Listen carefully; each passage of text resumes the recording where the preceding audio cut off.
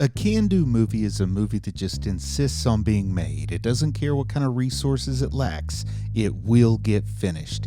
And why do I like can-do movies? It's because I've made a couple of them myself. Hey, we're continuing on with Frank Henenlotter month or month plus one, whatever you want to call. I'm going to call them all months, even if they're 22 weeks long. I don't really care.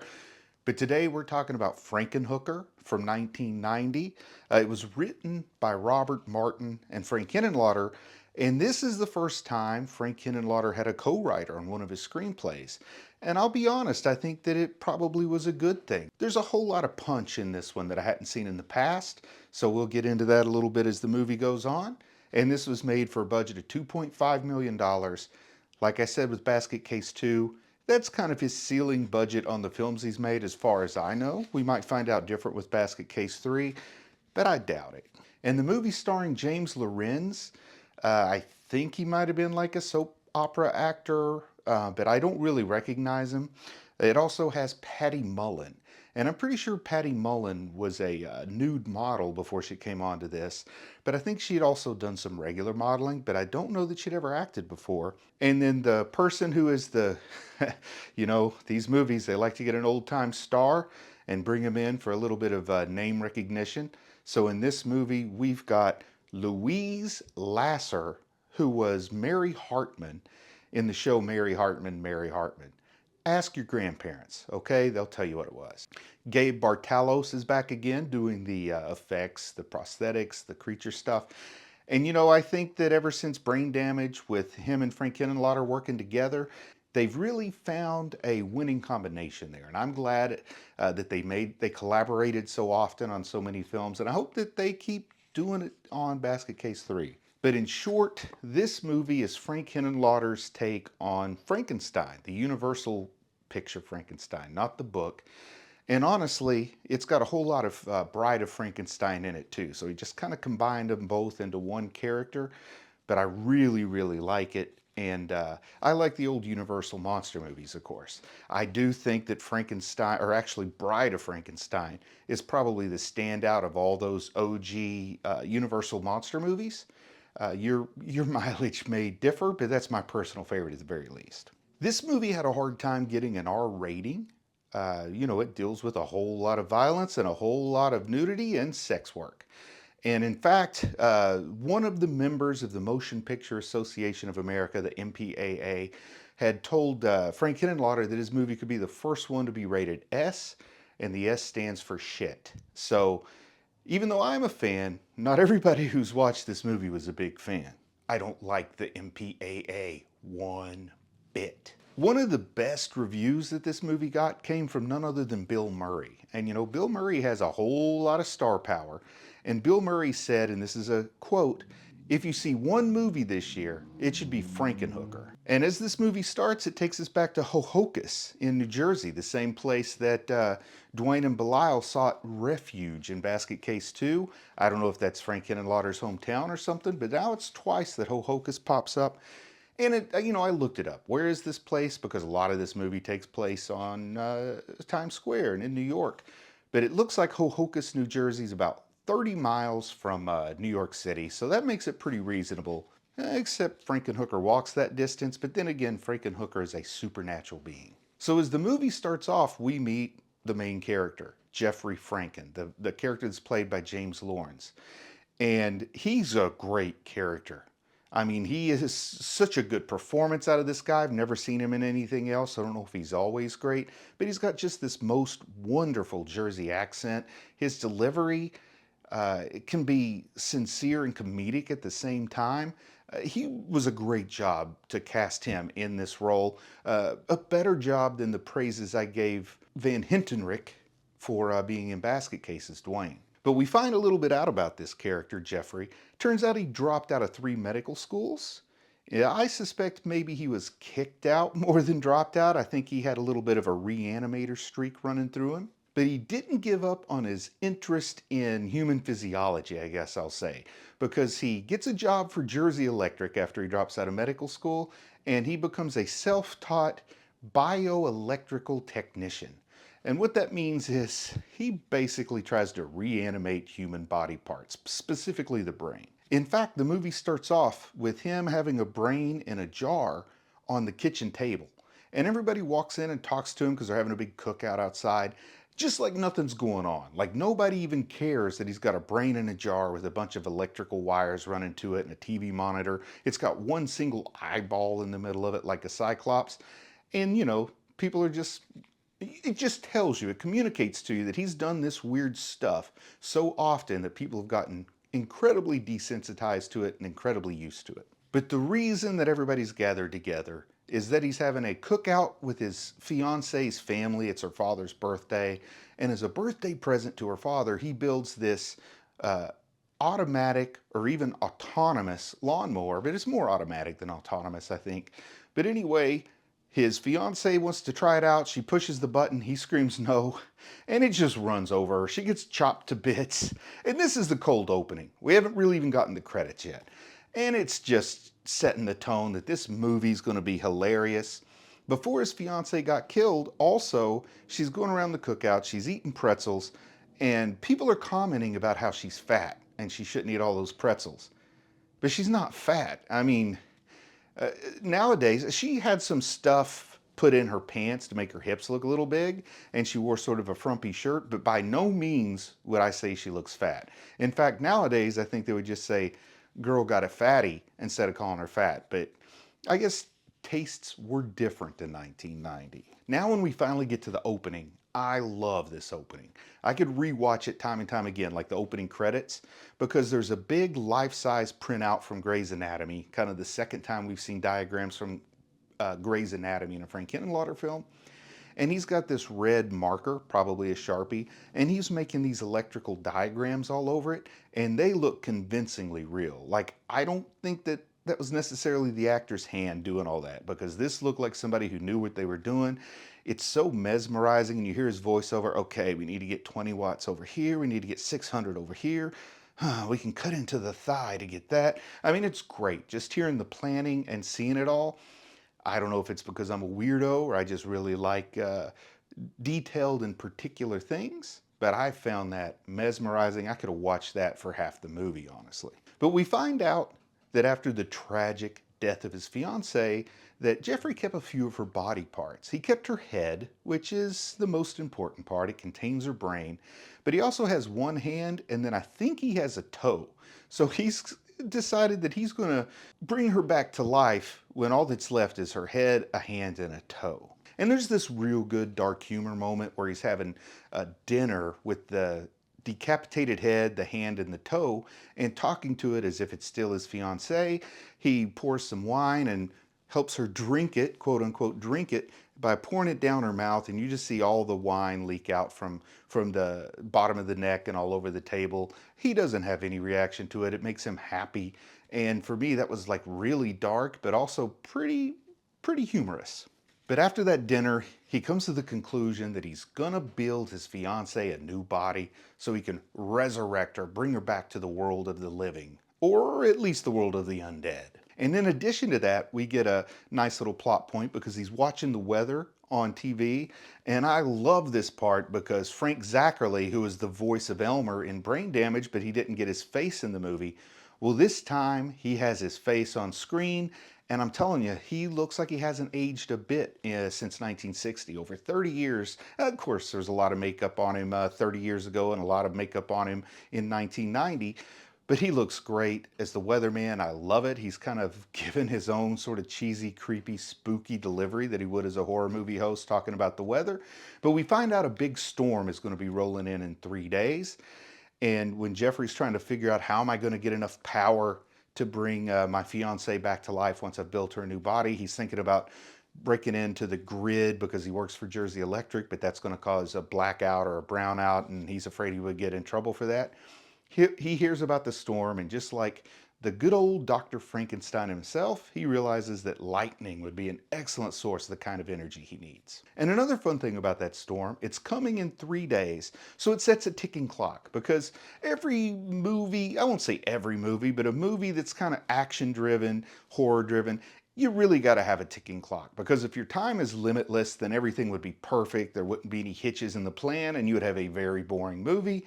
So our ticking clock is 3 days, and he has a lot to do in those 3 days if he's going to resurrect his lady.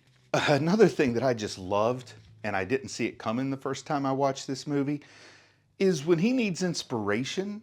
You know, he's sitting there mumbling to himself. Some people use drugs, some people use alcohol, but I use a drill. And he finds the right spot in his brain, and he actually drills into his brain with that drill to give him like clarity and inspiration and allow him to come up with an idea. It's great. He does it a couple times in the movie, and I just love it. That's a concept I never would have thought of, is drilling into your own brain, and you know enough about your brain anatomy that you can do it without killing yourself. And not only that, you stimulate something, you cause some kind of neurotransmitters to be released, and boom, you have your eureka moment. I know it's time for finals. Please don't drill in your head if you've got finals. And his inspiration is that he needs hookers because he's trying to get some airline stewardesses, and he realizes that's a stupid plan. And it's very important to him that the body he builds for his fiancée is pleasing to his eye, I guess. So he thinks hookers are a great way to do it. So he goes in the city to check out the hookers, try to come up with a plan, try to pick the right one, because originally his plan is to get one hooker, I guess chop her head off, put the head of his fiancée on it and call it a day. But he's starting to find that every hooker has a flaw in his eyes, but they also have some strong points.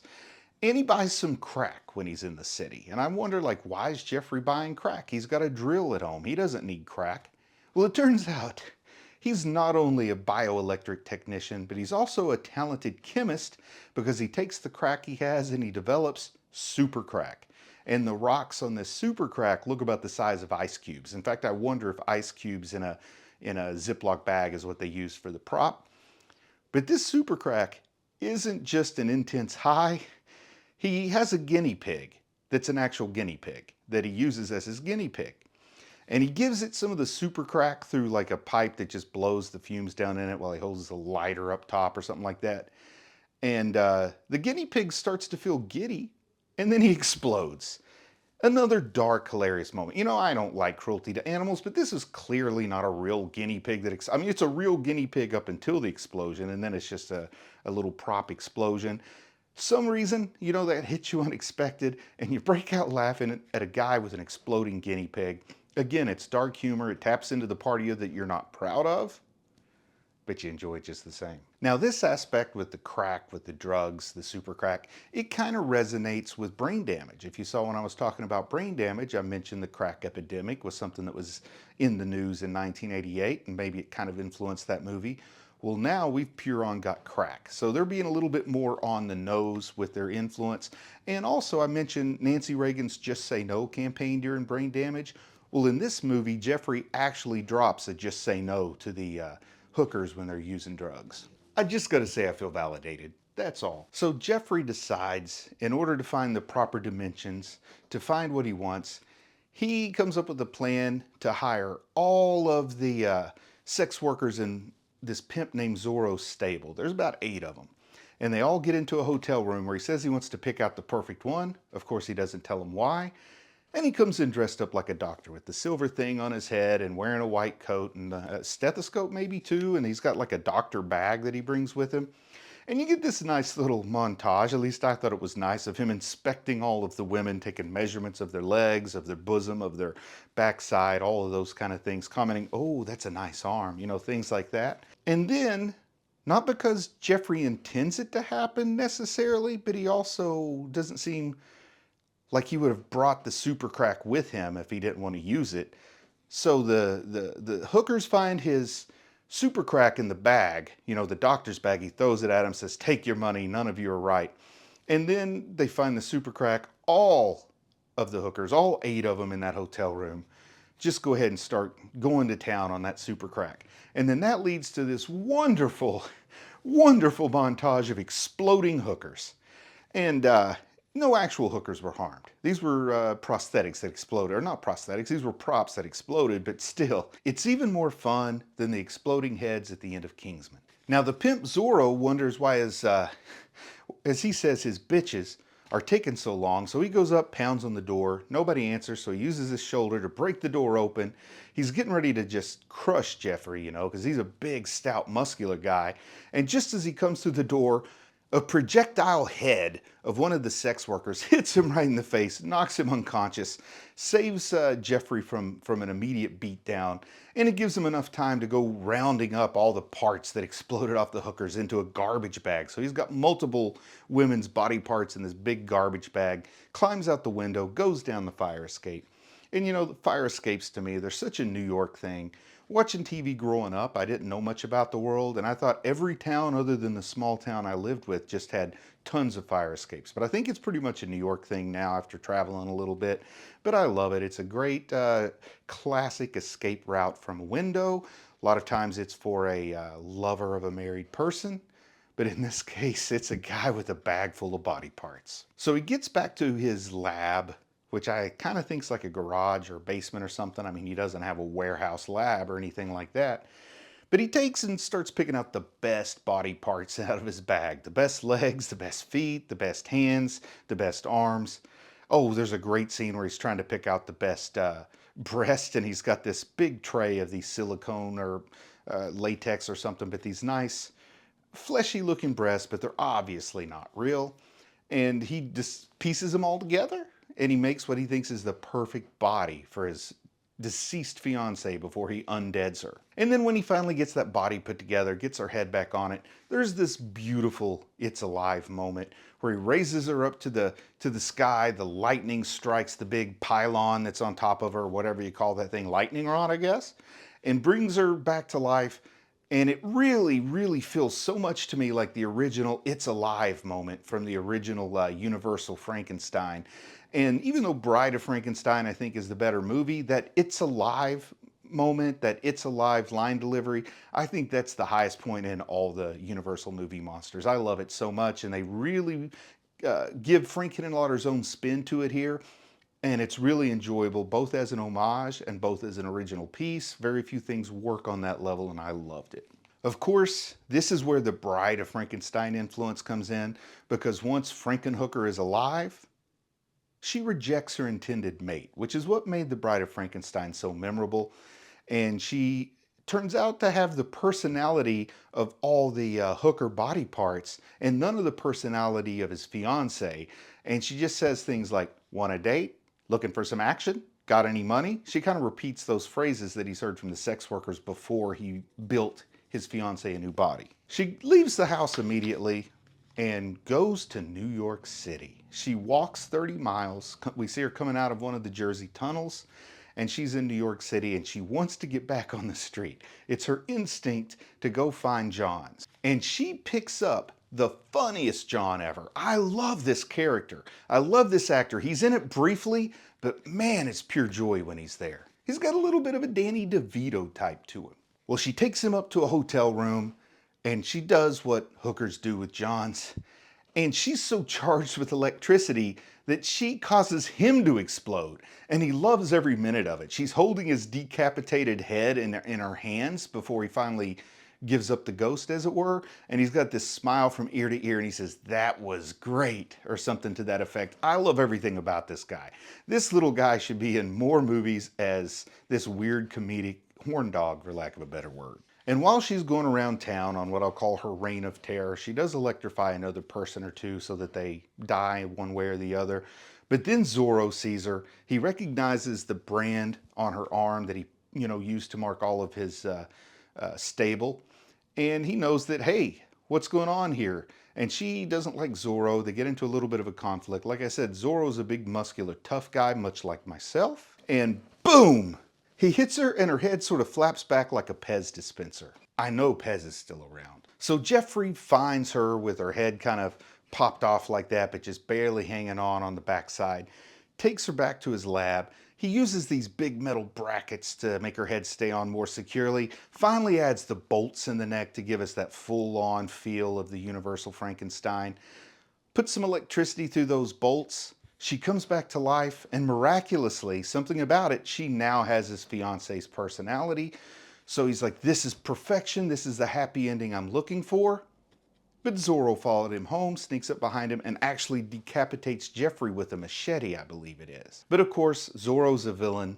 This is a horror movie. He meets a villain's end because in the freezer, soaking in this bath, it's called an estrogen bath to keep them alive. Well, the freezer opens up and all of these like body parts have kind of congealed together in these several little creatures. And I'm going to be honest, they look a lot like Belil. And you know, you've got Gabe Bartalos doing this. He did the Belil-like creatures in Basket Case 2. And I think this might be a little too strong of a callback. It feels more like recycled than it feels like an homage. And also, do you really homage yourself that much? But they knew what worked for them. This is something that they could use. And these little Belial-like creatures give Jeffrey his just deserts. Just deserts? Just desserts! But Frankenhooker, now that she has his fiance's personality, she wants Jeffrey back. So she rebuilds Jeffrey with a new body. But it turns out there's a little bit of a hitch. Because it was an estrogen bath, it could only hold female body parts. So when she reanimates him, he has a female body, and that's his moment of terror or horror, that realization. It's so perfect at the end of old EC comics when you have the realization.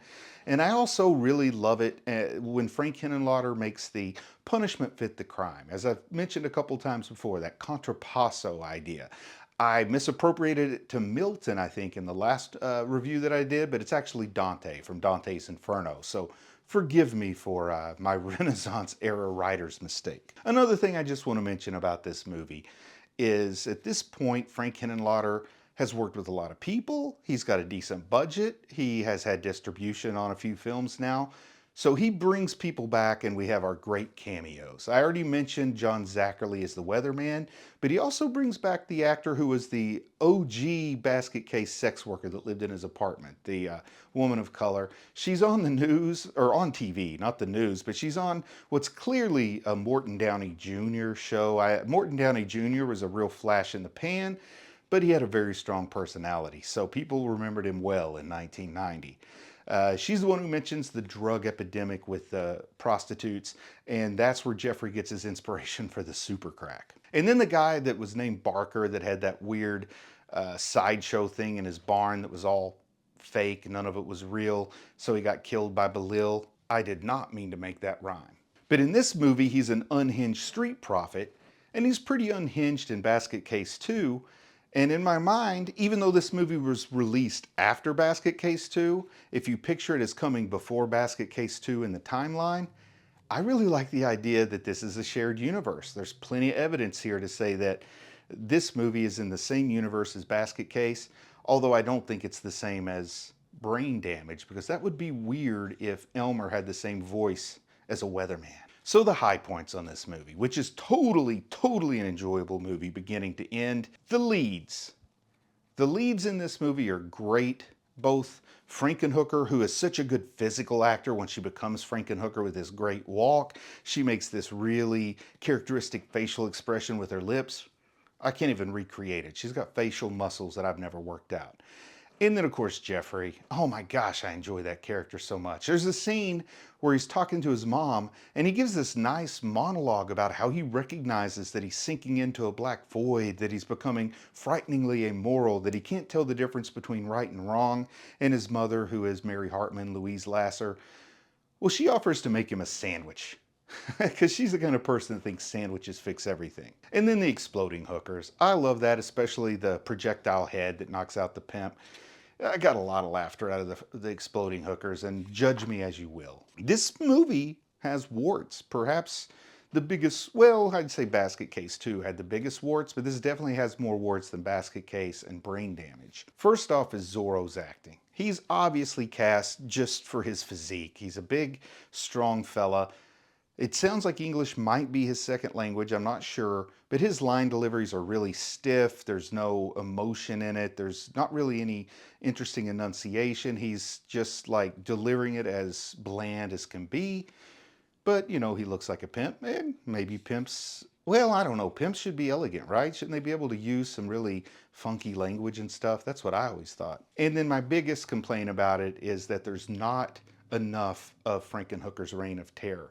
This isn't a long movie, so they could have added an extra 10 minutes of Frankenhooker striking fear into the residents of the underbelly of New York City, but they really cut that part pretty short, and I wish they'd had more of that because I really like that character. So the final word, this has the best humor of any Frank Henenlotter film that I've seen. And that's a big plus to me. I really like the humor, and it's a nice return. It's a nice return to what I like about Frank Henenlotter after Basket Case 2, which didn't feel so much like a Henenlotter movie. But not just me, when most people think of Frank Henenlotter, they think of his holy trinity, and that, of course, is the original Basket Case, Brain Damage, and Frankenhooker. The Basket Case sequels kind of get forgotten, swept under the rug, that sort of thing. But all in all, I've got to give this 5 out of 5 Ed Woods.